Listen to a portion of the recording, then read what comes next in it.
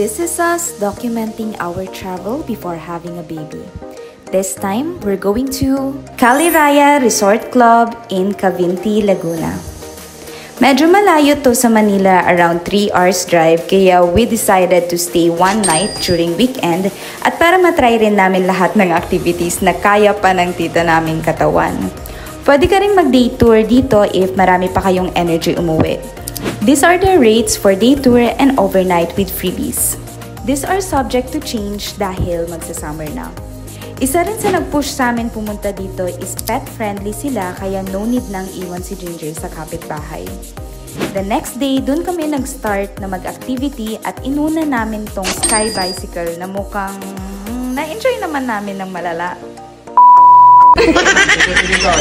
Sige, tuloy na natin! Go! Tuloy mo, ma! Oh, tuloy mo na! Kuya, bakit naman kasi ganon? Ang hirap ipitaan! Tuloy mo na para... Bakit ito mati? Sasuccess ka niyan! Stop! Ay, nabigla ako nang umpisa na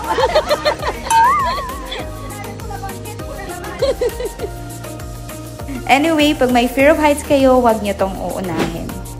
Next naman, tininay namin ng zipline kasi mas chill to dahil gravity na lang ang magtutulak. No need na pumidal.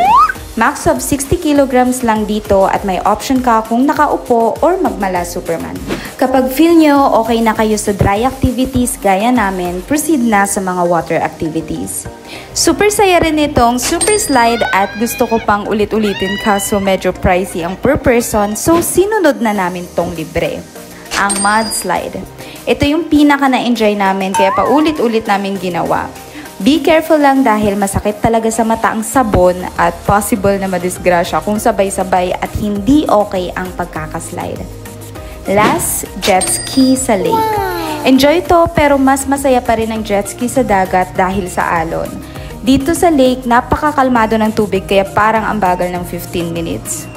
All in all, nag-enjoy kami at pwede na namin i-tick off sa list ng pupuntahan namin.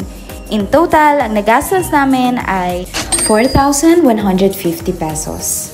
Ayun lang, thanks for watching. Bye-bye!